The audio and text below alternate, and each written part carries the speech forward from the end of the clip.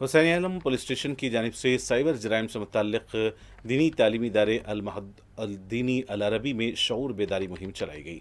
DCP Charminar zone कार्यक्रम प्रभाकर की निगरानी में इंस्पेक्टर इंजीनियरों ने तलबा को साइबर जराइम से बचने के लिए ज़रूरी मशवरे दिए। उन्होंने कहा कि किसी को अपना OTP नंबर या आधार नंबर न दें।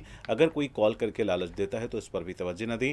हेल्पलाइन नंबर 1930 पर इत्तला करें। इस मौके पर इदारे के नायब सदर मोहम्मद वलीउल्लाह और कन्वीनर डॉक्टर ताहिर खान भी मौजूद थे। बचाने के लिए क्या क्या जिम्मेदारियां अपने ऊपर है और क्या क्या काम अमल करना। अब तक हमारे मैडम जो है रचना मैडम, आप सब लोगों को थोड़ा कुछ बताया नहीं बताया? बहुत बताया। अच्छी बात है। इस आप बैठिए, सब लोग बैठिए प्लीज।